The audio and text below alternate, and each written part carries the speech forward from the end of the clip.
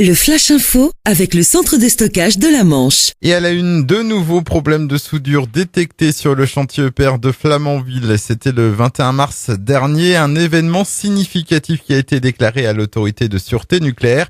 L'ensemble des 150 soudures du circuit principal vont maintenant devoir être contrôlées. EDF dira ensuite si ce nouvel imprévu a un impact sur le planning et le coût du réacteur nucléaire. Rappelons que la facture s'élève à plus de 10 milliards d'euros. C'est 3 fois plus que ce qui était prévu initialement. Pour l'heure, l'ensemble des activités se poursuivent sur le chantier. L'introduction du combustible est toujours prévue pour la fin de l'année. 2 véhicules retrouvés calcinés sur le boulevard de la Saline à Équeurdreville. Les faits se sont déroulés dans la nuit de lundi à mardi. Les pompiers ont été appelés vers 4h30 pour 2 voitures en feu, un Citroën Picasso et un Renault Modus qui n'avaient pas de plaque d'immatriculation, ce qui laisse supposer qu'ils ont été volés au cours de la soirée. 2 individus suspects ont été interpellés et placés en garde à vue. Ils devraient être présentés à la justice aujourd'hui. Les actes malveillants sur les radars se multiplient dans la Manche après celui d'Ancteville, de Gonneville et à Saint-Lô il y a quelques jours. Un ou des malfaiteurs se sont cette fois attaqués à l'appareil de Camtour sur la RD 972, un axe entre Coutances et Saint-Lô.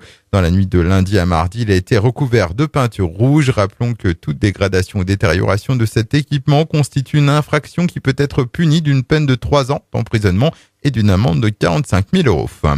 La fermeture partielle d'une partie d'une plage à Montmartin-sur-Mer, une mesure prise après que l'ARS, l'agence régionale de santé, ait effectué un nouveau contrôle qui a révélé la présence d'une bactérie.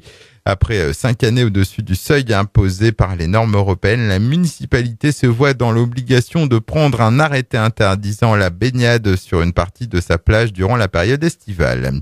Et puis encore du beau monde au festival Jazz en Baie. La programmation complète du festival a été dévoilée en début de semaine.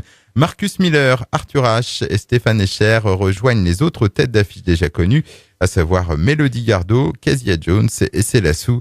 Le festival Jazz en Baie, c'est du mercredi 25 juillet au dimanche 5 août entre Granville et Carole. Le Flash Info vous a été présenté par Landra, centre de stockage de la Manche à Digulleville. Pour en savoir plus et visiter notre centre, 0810 120 172, coup d'un appel local.